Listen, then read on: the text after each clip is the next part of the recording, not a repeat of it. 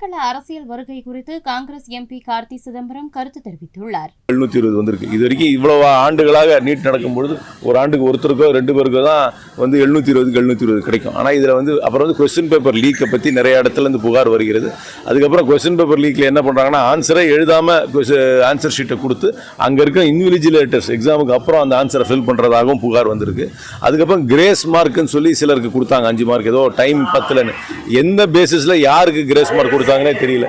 கோர்ட்டுக்கு போய் பெட்டிஷன் போட்டு 1500 பேருக்கு மட்டும் கிரேஸ் மார்க் கொடுத்தாங்கன்னா அதனால் பாதிக்கப்பட்ட பல பேர் கோர்ட்டுக்கு போல அவங்களுக்கு கொடுத்தாங்க. எல்லா வகையிலுமே இந்த தேர்வில் நம்பகத்தன்மை போய்விட்டது. இந்த தேர்வின் அடிப்படையில் இனிமேல் மெடிக்கல் காலேஜுக்கு அட்மிஷன் போடவே முடியாது. இந்த தேர்வை முதல்ல ரத்து செய்ய வேண்டும், பழைய மெத்தடுக்கு போக வேண்டும். மாநிலங்கள் தங்களுடைய கட்டுப்பாட்டில் இருக்கும் மெடிக்கல் காலேஜுக்கு அவர்களே தான் அதுக்கு அட்மிஷன் ப்ராசஸை ஃபில் பண்ண முடியும். இப்பொழுது